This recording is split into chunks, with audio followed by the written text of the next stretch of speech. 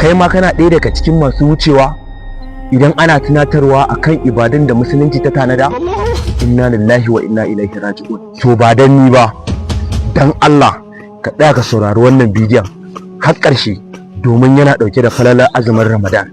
Ya Allah, kada ka ba wa shedan dama ko iko wajen hana mu tura wannan bidiyon gaba, domin tura wannan bidiyo gaba zai sa ni in amfana, kai ka amfana, yan uwa musulmai na duniya baki ɗaya su amfana. Ba tare da ɓata lokaci ba, bara mu shiga kai tsaye cikin abin da ya kawo mu.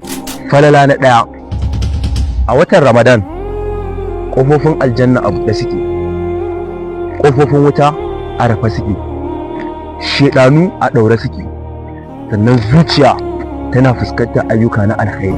Na biyu, yin azumi da tsayuwar sallar asham dan Allah da neman lada yana gafarta abin da ya gabata na zunubai.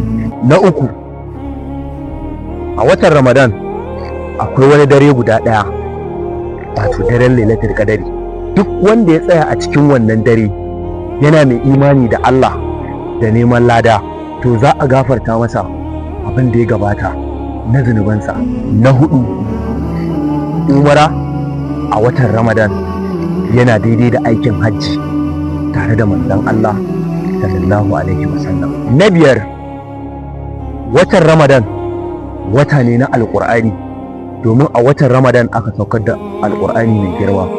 Hakan yana nufin yawaita karanta alƙur'ani a watan Ramadan. Na shida, watan Ramadan wata ne na kyauta, ciyarwa da kuma sadaka.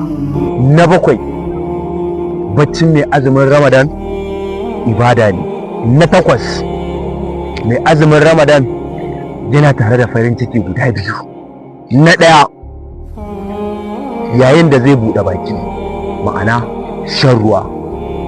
Na biyu, lokacin da zai haɗu da Allah subhanahu wa ta'ala.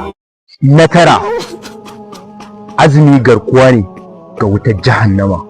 Inna lillahi wa inna ilaihi raji'un. Allah ka sa muna daga cikin waɗanda azumi zai ceta a ranar gobe kiyama. Na goma, watan azumi wata ne da Allah yake yanta bayansa daga wutar jahannama. Allah ka sa muna daga cikin su. Idan baka following din mu, kana da damar da zaka yi following din mu yanzu, domin ba lalle bane ba a sake hauro maka da bidiyo, amma muddin kana following dina, to insha Allah duk lokacin da na ajiye bidiyo zai hauro maka. Ni ne naku Umar Faruk, wanda aka sani da Big Six. Huta lafiya.